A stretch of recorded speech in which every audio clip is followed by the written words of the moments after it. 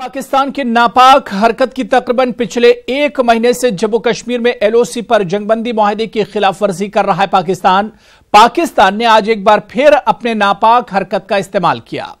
पाकिस्तान ने जिला पुंछ के बलनोई और मंगकोट सेक्टर में एलओसी पर सीजफायर की खिलाफ वर्जी की है।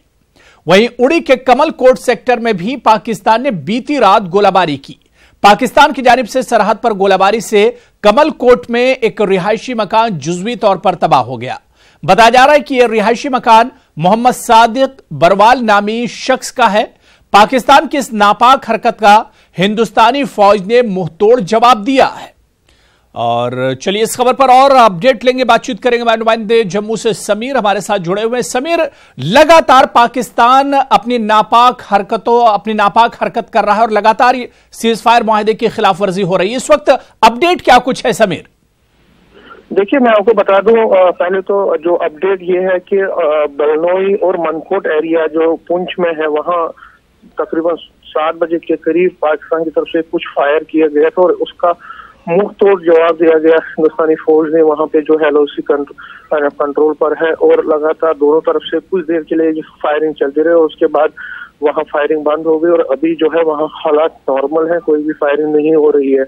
दूसरी तरफ से जो उड़ी से खबर है, कमालकोट एरिया है, वहां पे एक रेजिडेंशियल हाउस, दूसरा एक मकान को डैमेज किया गया है पाकिस्तानी फायरिंग में। और उड़ी में आपने देखा लगातार जब से एयर स्ट्राइक हुई वहां कई दिनों तक फायरिंग चलती रही पाकिस्तान की तरफ से और उसमें कई हमारे मकान जो है डैमेज हो गए। तो इसी तरह से जो पुंछ का जो एरिया है वो खासकर मुतासिर हुआ है पाकिस्तानी फायरिंग में, चाहे ये बलनोई एरिया हो, मनकोट हो, मेंढर हो, कृष्णा घाटी हो, इस तरह नौशहरा और लाम जो राजौरी में पड़ता है और इस तरह से अखनूर सुंदरबनी का जो सेक्टर है, ये खासकर मुतासिर हुए हैं इस फायर में। और जाहिर तौर पर जब से पाकिस्तान के खिलाफ एयर स्ट्राइक उसी की जमीन पर हुए तो उसकी विरासत और उसका बदला लेने की वो कोशिश कर रहा है और कोशिश कर रहा है कि लाइन ऑफ कंट्रोल और आईबी पर जो वहां पे कुछ तनाव। बिल्कुल समीर, ऐसे हालात में जो सरहद पर लोग रहते हैं उन्हें बहुत ज्यादा परेशानियों का सामना करना पड़ता है और ये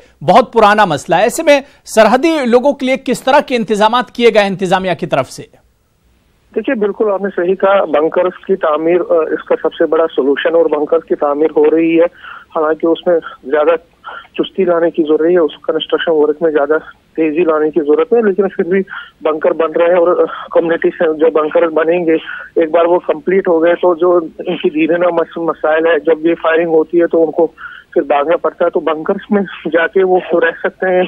और उस तरह से हालात जो है अगर दूसरे हिसाब से देखें तो बहुत और ज्यादा मेजर्स लिए जा रहे हैं। जैसे अगर फायरिंग होती है तो जो लोग हैं उनको दूसरे जगहों पे मुंतकिल किया जाता है, लेकिन उससे उनके जो मसाइल हैं वो हल नहीं होते हैं। उनको रोज जो ये फायरिंग है उसकी वजह से उनकी जाहिर सी बात है कि इस फायरिंग में सरहदी लोगों को बहुत ज्यादा मुश्किलात का सामना करना पड़ता है। बहुत बहुत शुक्रिया समीर हमारे साथ जुड़ने के लिए इस खबर पर बातचीत।